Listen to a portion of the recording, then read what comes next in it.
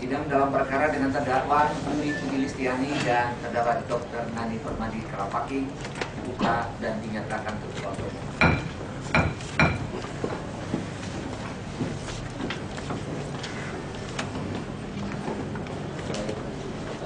Saudara, kalau berdua ya, penasihat hukum juga penuntut umum sedikit lama menunggu, ya, tapi tidak apa-apa karena ini sempurnanya usaha kami siap diskusikan.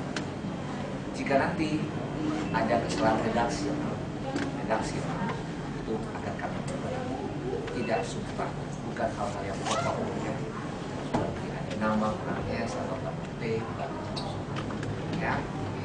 Baik, hari ini kami saudara berdua sehat. Hari ini majelis sudah lengkap dan hari ini akan kami baca putusan. Sebagai perhatian untuk saudara-saudara yang ikut dalam persidangan ini, supaya mendengar, menahan diri, tidak usah bergebuk atau bersiul, ya, karena ini putusan yang sama-sama harus kita hormati, ya. Baik, kami akan bacakan putusan ini. Ini putusan sekian lama sekali. Mungkin nanti dalam keterangan-keterangan saksi tidak seluruhnya kami baca. Setuju seperti itu? Tapi pertimbangannya dari beberapa keterangan saksi-saksi yang pokok penting pastikan. Seperti dakwaan tidak kami bacakan lagi, cukup banyak. Pledoi tidak lagi kami bacakan yang pokok penting. Setuju? Kami akan baca putusan.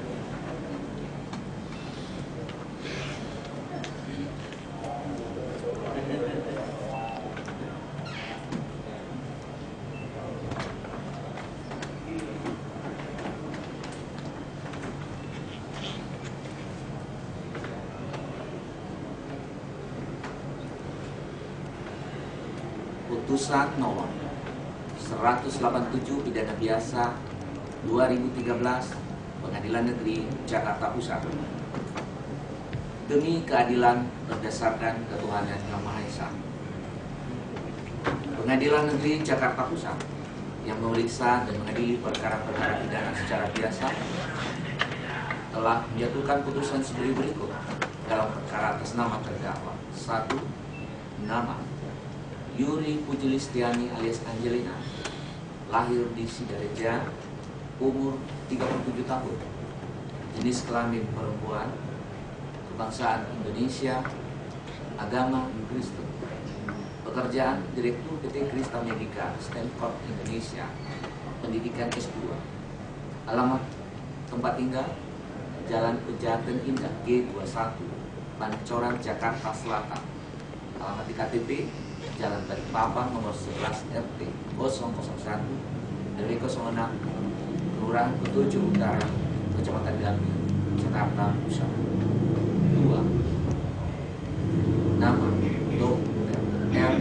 R.R. Nani Permadi Kalapaki, lahir di Bandung, umur 42 tahun, jenis kelamin perempuan, kebangsaan Indonesia, agama Katolik, pekerjaan komisaris PT Krista Medica atau Stanford Indonesia, pendidikan S2, alamat tempat tinggal Jalan Prapancarai nomor 18A RT 05 RW 02 Kelurahan Pulo, Kecamatan Kebayoran Baru, Jakarta Selatan.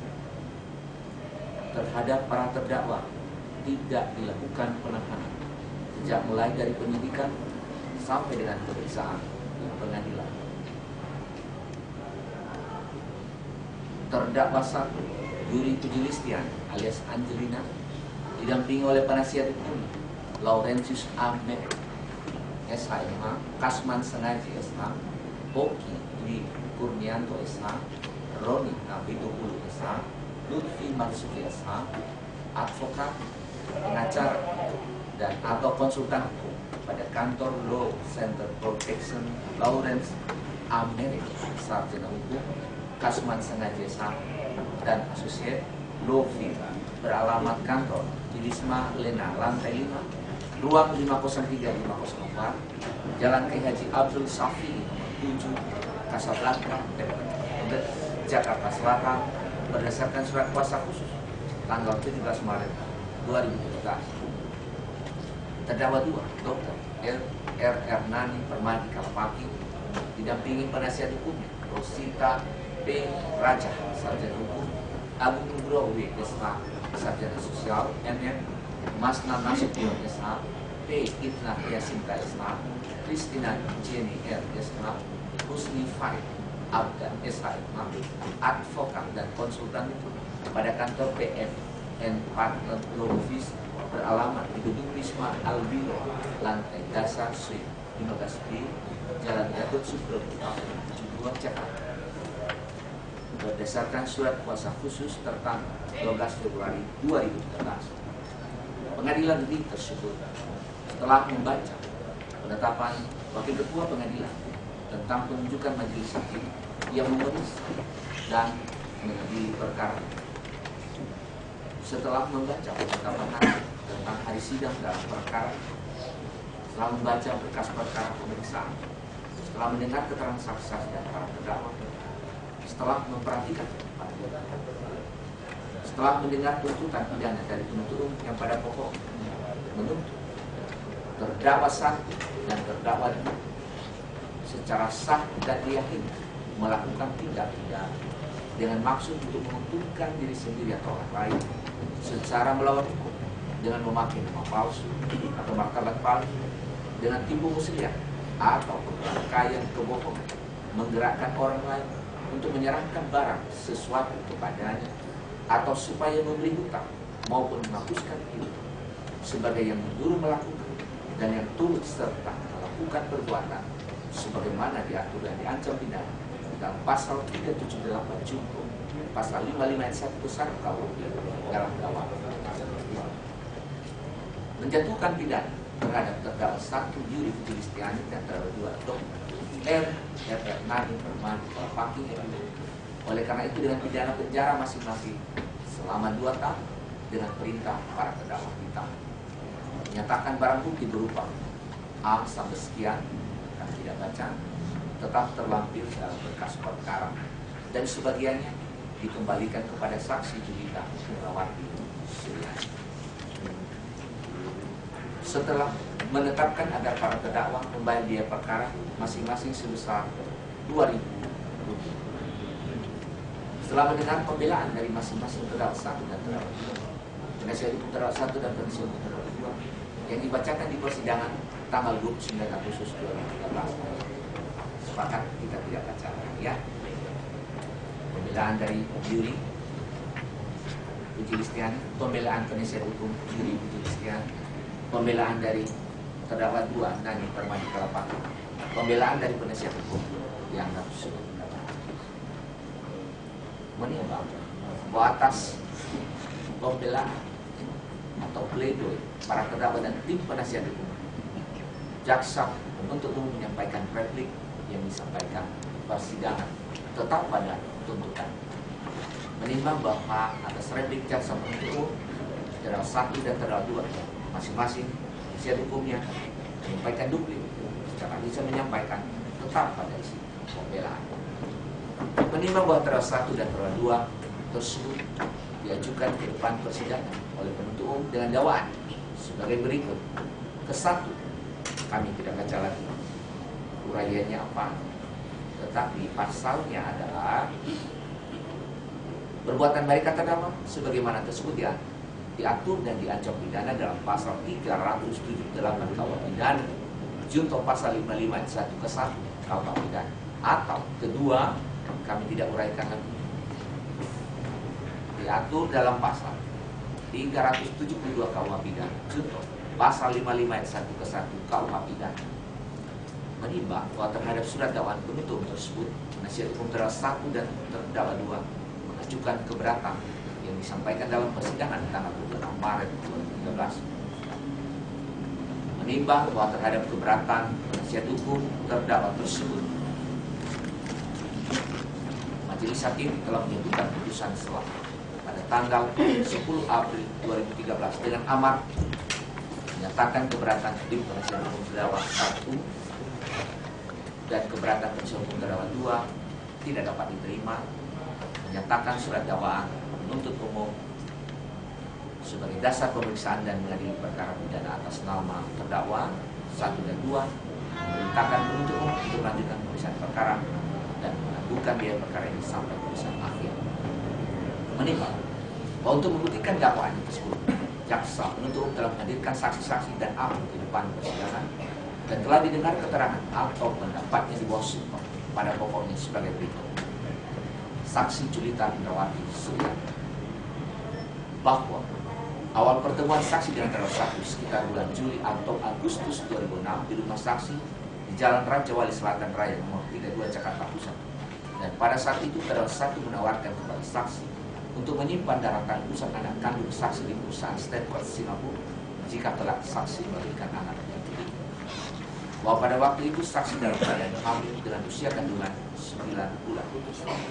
Bahwa terdakwa 1 menjelaskan kepada saksi bahwa Stanford adalah bank daratan pusat swasta pertama di Singapura yang dilisensi oleh Departemen Kesehatan Singapura dan telah mulai beroperasi pada tanggal 6 Maret 2002. Bahwa terdakwa 1 menjelaskan kepada saksi bahwa penyimpanan daratan pusat di Stanford disimpan dalam 4 tahun, sedangkan di Fort Life daratan pusat hanya disimpan dalam 1 tahun dan hanya untuk pemakaian 1 kali. Bahwa menurut terdakwa 1, daratan pusat yang disimpan di Stanford dapat digunakan untuk 4 kali pemakaian dan dapat digunakan untuk mengobati penyakit kanker hati yang tidak ada hubungannya dengan darah. Bahwa atas penjelasan dan tawaran dari terdakwa 1 tersebut akhir, saksi setuju untuk menyimpan daratan pusat anaknya pada Stanford dan menandatangani perjanjian tanggal 10 Agustus 2006. Bahwa saksi telah memberitahukan kepada terdakwa 1 mengenai orang tuanya yang menderita penyakit diabetes mellitus dan kanker. Bahwa saksi telah menjalani pemeriksaan darah di rumah sakit umum untuk memenuhi persyaratan penyimpanan daratan pusat di Stanford. Bahwa menurut terdakwa 1, untuk pengambilan daratan pusat tersebut, proses persalinan tidak boleh secara alami, tapi harus dengan sesar. Bahwa pada tanggal 18 Agustus 2006, saksi melahirkan bayi melalui operasi sesar di rumah sakit umum oleh Dr. Oki Sofia. Bahwa pada saat melahirkan tersebut, darah tali pusat anak saksi telah diambil dan dimasukkan ke dalam tabung sesuai dengan petunjuk yang dijelaskan oleh terdakwa 1. Bahwa untuk pengambilan darah tali pusat anak saksi tersebut, saksi telah membayar sebesar 1.778 Singapura. Bahwa tidak pernah ada penjelasan dari pihak Stanford Indonesia mengenai isi perjanjian yang telah ditandatangani saksi dengan pihak Stanford mengenai penyimpanan daratan pusat anak saksi tersebut. Bahwa saksi hanya menandatangani surat perjanjian tersebut karena yakin dengan penjelasan dari terdakwa 1. Bahwa saksi kenal Wikianto, pegawai Stanford Indonesia, yang ditugaskan terdakwa 1 menjadi saksi untuk menjelaskan mengenai proses dan persyaratan penyimpanan daratan pusat di Stanford. Bahwa saksi tidak diberikan tanda bukti perjanjian kontrak penyimpanan daratan pusat yang pernah saksi tanda tangan dengan pihak Stanford Indonesia pada Stanford Singapura pada tanggal 10 Agustus 2006. Bahwa kabar pada tanggal 19 Mei 2010, pihak Stanford Singapura memberikan bukti perjanjian kontrak antara saksi dengan pihak Stanford dengan mengirim perjanjian kontrak tersebut kepada saksi melalui fax sebanyak 12 lembar. Bahwa yang saksi ketahui proses penandatanganan perjanjian kontrak pada tanggal 10 Agustus 2006 intinya adalah bahwa darah tali pusat milik anak saksi disimpan di laboratorium Stanford Singapura, lalu saksi melakukan pembayaran jasa penyimpanan darah tali pusat kepada Stanford Indonesia yang jatuh tempo setiap tanggal 18 Agustus. Bahwa awal tahun 2010 saksi menerima surat dari Stanford Singapura bahwa saksi sudah tidak terdaftar sebagai pelanggan Stanford karena saksi tidak membayar jasa penyimpanan darah dan pusat. Bahwa pada tahun keempat, tahun 2010, saksi menanyakan keadaan darah dan pusat dengan saksi yang disimpan di Stanford dan mendapat jawaban, yaitu darah dan pusat milik saksi sudah rusak sejak awal penyimpanan. Bahwa saksi telah menanyakan lagi kepada Stanford mengenai darah dan pusat anak saksi, dan pada tanggal 14 Mei 2010, pihak Stanford Singapura mengirim surat kepada kuasa hukum saksi dan mengatakan bahwa darah dan pusat milik saksi masih dapat disimpan di Stanford Singapura dan masih dapat digunakan jika diperlukan. Bahwa saksi pernah meminta darah dan pusat milik anak saksi secara lisan kepada perawat Yuri Puji Listiani karena saksi ingin menggunakan darah dan pusat guna pengobatan ayah saksi yang didiagnosa oleh dokter menderita penyakit kanker limfoma. Bahwa melalui email tanggal 30 Maret 2010, Rena Sagita, staf pada Stanford Indonesia, mengirim surat tertanggal 29 Maret 2010 dari Valerie Wong dan Dr. Theo Cheng Peng mengenai hasil lab dari tali pusat anak saksi. Bahkan dalam surat tertanggal 29 Maret 2010 itu, Valerie Wong dan Dr. Theo Cheng Peng pada intinya memberitahukan kepada saksi bahwa darah tali pusat anak saksi yang lahir pada tanggal 15 Agustus 2006 masih disimpan dengan baik di Stanford Singapura sejak tanggal 15 Agustus 2006, dan ibu perlu perhatikan bahwa hitungan sel darah tali pusat anak ibu mengingat alasan ketidaksesuaian karena jumlah sel rendah, bahwa kemungkinan darah tali pusat tersebut tidak dapat digunakan di kemudian hari. Barulah pada saat itu saksi mengetahui kalau ternyata darah tali pusat anak yang disimpan di Stanford Singapura ternyata di bawah standar dan rata-rata dan tidak dapat digunakan. Bahwa sejak diambilnya darah tali pusat anak saksi pada tanggal 15 Agustus 2006, pihak Stanford tidak ada beritahu kepada saksi baik lisan maupun tertulis tentang hasil pemeriksaan laboratorium darah tali pusat anak saksi. Bahwa Stanford Singapura berhak menolak darah tali pusat yang tidak sesuai dengan kualitas ketentuan Stanford. Minimal jumlah sel darah dalam tali pusat adalah 200 juta sel dan bebas dari kontaminasi jamur, dan hasil cek darah tali pusat dapat diketahui setelah 4-7 hari kelahiran bayi. Bahwa saksi kenal dengan Yuri Puji Listiani sekitar tahun 2000 karena masih ada hubungan famili dengan saksi dari perkawinan dengan anak dari kakaknya tante saksi. Bahwa saksi bertemu pertama kali dengan Dr. Nani Permani Kalapati di Hotel Four Seasons pada bulan Mei tahun 2010 bersama dengan Theo Cheng Peng untuk memberikan penjelasan mengenai darah tali pusat anak saksi yang disimpan di Stanford Singapura. Bahwa pada waktu itu Dr. Nani Permani Kalapati berusaha memediasi antara saksi dan Stanford mengenai masalah darah tali pusat anak saksi yang disimpan di Stanford Singapura. Bahwa menurut Theo Cheng Peng, darah tali pusat anak saksi tidak dapat digunakan karena jumlah selnya hanya 140 sel. Bahwa Theo Cheng Peng adalah medical director Stanford Singapura yang memberikan persetujuan penyimpanan darah tali pusat anak saksi dengan Stanford PTN. Bahwa saksi membayar jasa penyimpanan darah tali pusat di Stanford sebesar 1.770 dolar Singapura dan 267.50 Singapura dolar untuk tahun kedua dan tahun ketiga, diterima oleh Rikianto sebagai marketing Stanford Indonesia di Rumah Sakit Persada Bunda, Jakarta Pusat.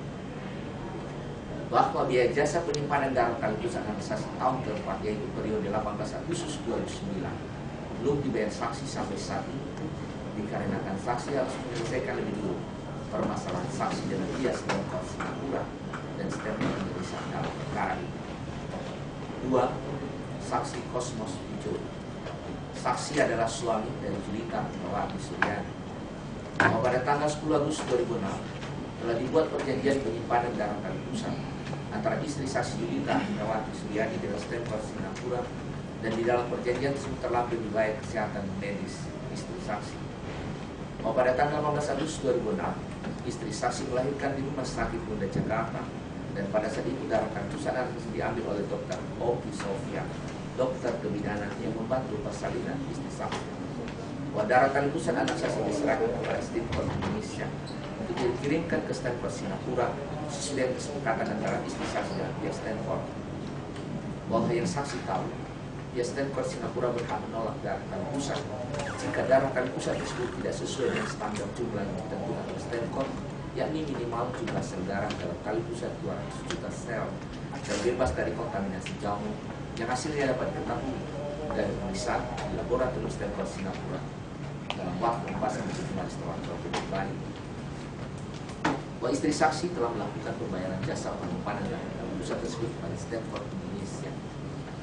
Bahwa istri saksi hendak menggunakan darah kali pusat anak saksi tersebut untuk proses pengobatan penyimpangan yang diderita ayah, maka istri saksi menghubungi Stanford Indonesia, tapi selalu memberikan alasan yang tidak logis dan terkesan menunda-nunda untuk memberikan darah kali pusat anak saksi tersebut. Berdasarkan email yang dikirimkan oleh saudara Rena Sadita kepada istri saksi pada tanggal 20 Maret, istri saksi baru mengetahui hasil lab darah kali pusat anak saksi tersebut di bawah standar dari rata-rata dan tidak dapat digunakan. Bahwa pihak Stanford Singapura telah mengirim surat kepada kuasa hukum saksi pada tanggal 14 Mei 2010 yang mengatakan bahwa darah kali pusat anak saksi masih dapat disimpan di Stanford Singapura dan masih dapat digunakan jika diperlukan. Bahwa orang yang pertama kali menawarkan jasa penyimpanan